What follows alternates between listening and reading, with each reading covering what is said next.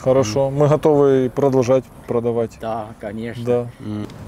身兼2个职务。身兼2个职务啊。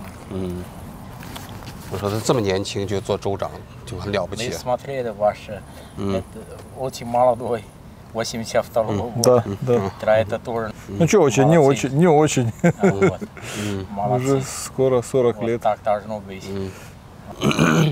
就是从战争开始到现在，他一直都在这里，是吧？ Он спрашивает, с начала войны вы уже тут были, да? Да, я 25 был назначен сюда 25 июня 2021 года. 2021 год вас Да. назначили. Да. 他说他是2021年2月份的时候上的任，2月25号上的任。完了之后就一直在这儿来的。哦，那个战争发生的第一天的时候，那什么情景，给我们讲一下吧。 Да, 24 февраля уже в 4:30 утра начались обстрелы приграничия Сумской области, то есть территории Российской Федерации, были массированные артиллерийские обстрелы приграничия, несколько часов они длились, и после этого уже начался заход российской военной техники, танков, градов, российских военных сюда на территорию Украины, в Сумскую область. 进到这个城里来了吗？当时冲到城里了吗？ Говорит, они зашли в город. Да, 24 числа уже в первой половине дня, где-то около 11 утра, танки стояли на центральной улице города Сумы. 我听说当时好像这个没有乌军，没有正规的部队在这个城里，是吧？ Он говорит, насколько он знает, что до 24 числа тут даже не было украинской армии, да? Ну, официально. Армия была, те подразделения, которые находились на территории области, они за несколько недель ушли на усиление в восточной части Украины, в Луганскую, Донецкую области. Я вас понял. 哦，那当时俄军已经开到城里头了，你们有没有军队？你作为当时这个就是军事长官啊，你当时就是说采取了什么措施呢？ У нас было немножко военных на севере области, то есть это немногочисленные подразделения в городе Ахтырка, и практически вся остальная область была без военных, поэтому и мы приняли такое решение, и это то, чего хотели люди и как они были настроены, это ни в коем случае не запускать их в города и всеми возможными способами останавливать и противостоять и бороться против российских военных.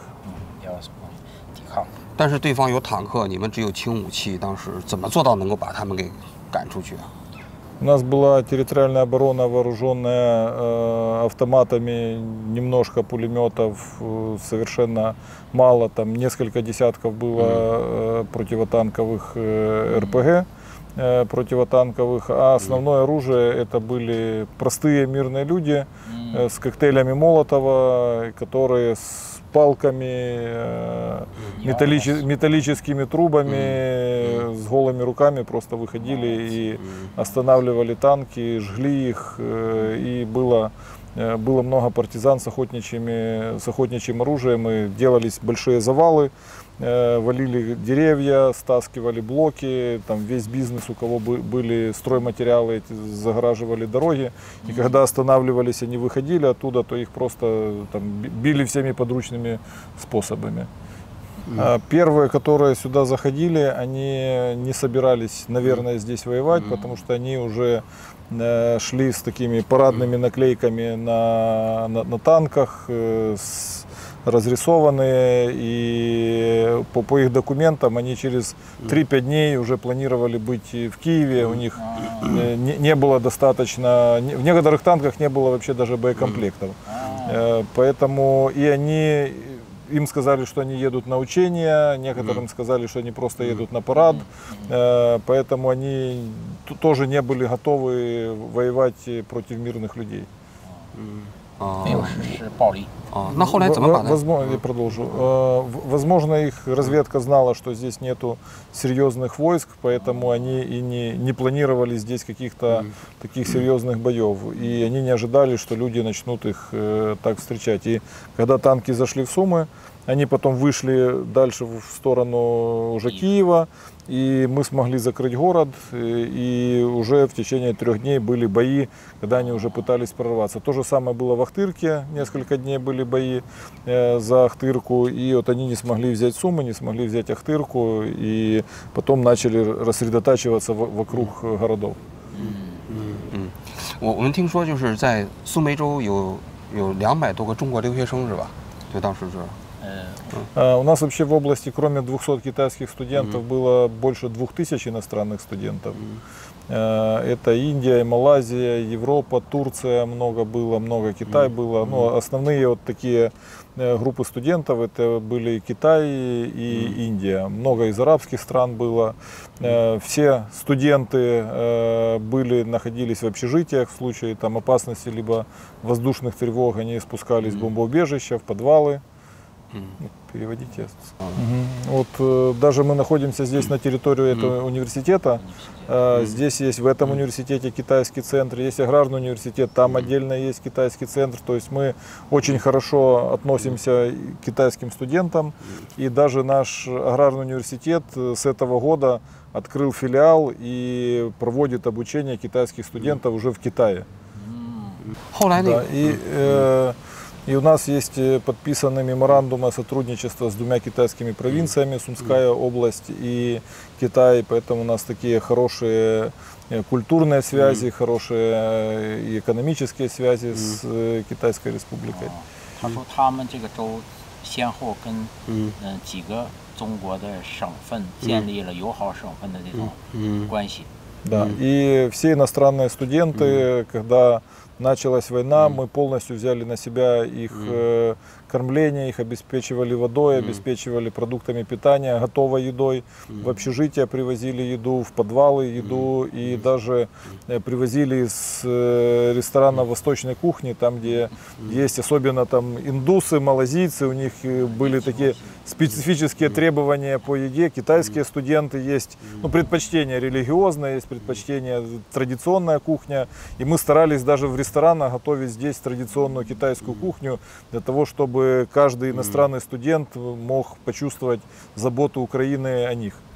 И когда были гуманитарные коридоры, появилась возможность более-менее безопасно в режиме прекращения огня эвакуировать людей, то первыми мы эвакуировали иностранных студентов в первый день. 这是他组织的是吧？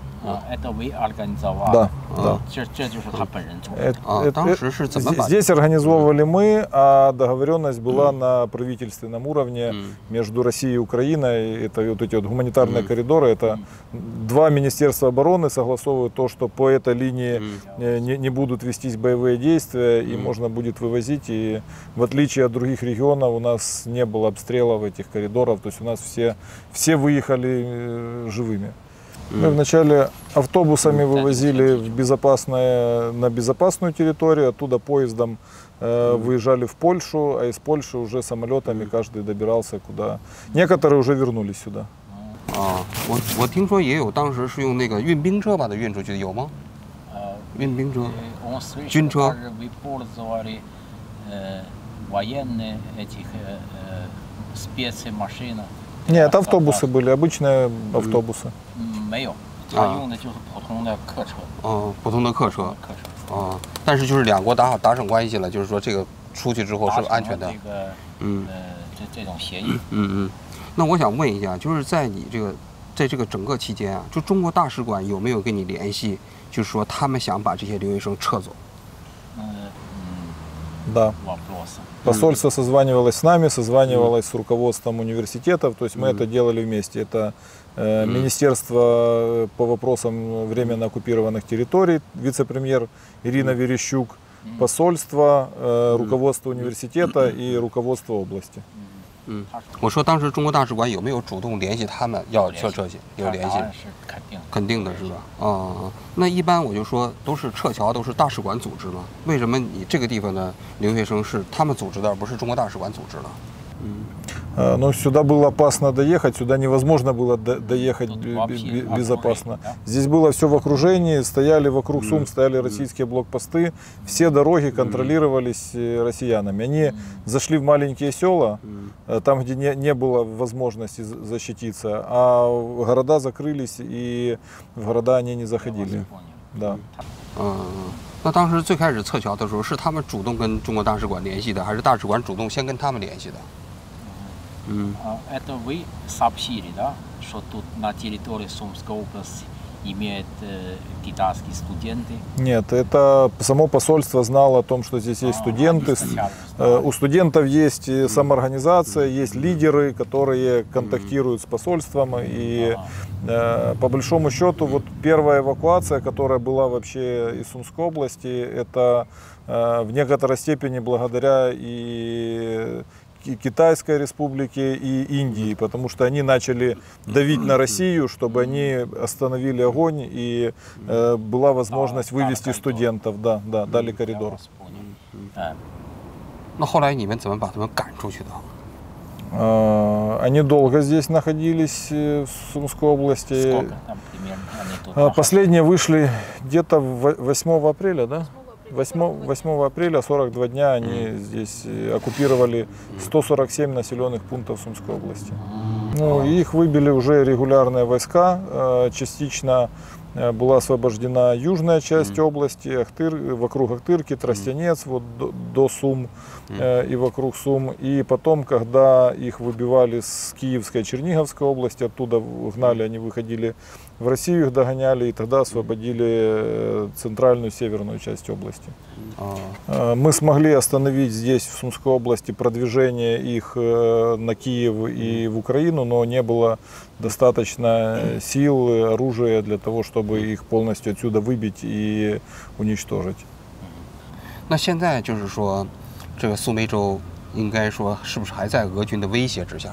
就是说， сейчас еще под угрозой Российской Федерации Сумской области. Ну, конечно, пока не закончилась война и пока существует Российская империя, то эта угроза будет сохраняться не только для Сумской области, а и для всего цивилизованного мира. 你怎么看普京这个人呢？就是， Говорит, как вы смотрите лично Путин? Никак, это, я считаю, это сумасшедший человек, который отдает сумасшедшие приказы убивать людей, и как Путин, так и все, кто поддерживает эту войну, вообще недостойны жить на этой земле и называться человеком. 那您觉得普京为什么会这样？为什么都会这样？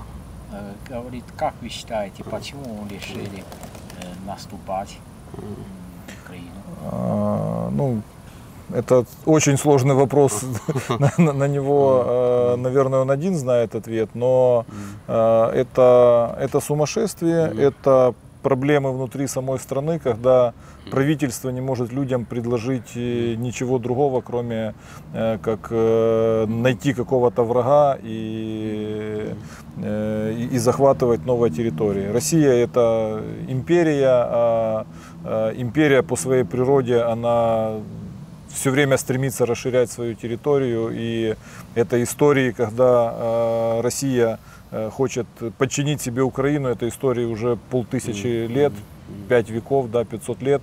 И империя не может смириться с тем, что Украина стала независимой и процветающим государством.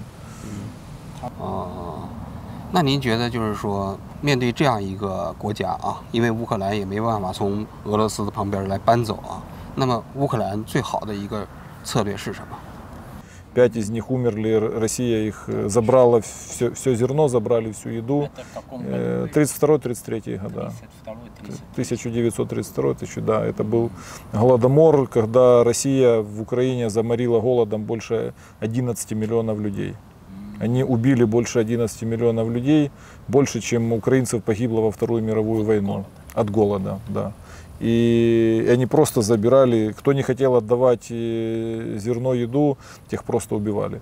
Поэтому мы четко уверены, что весь мир должен сегодня приложить все усилия, чтобы в современном виде Россия перестала существовать. Вот как была Вторая мировая война и была фашистская Германия, да, и она стала демократической страной. Вот фашистская Россия сегодня, те же самые фашисты, это Россия, они просто нас хотят так называть, но тот, кто убивает другого человека только потому, что он другой национальности, это и есть фашизм.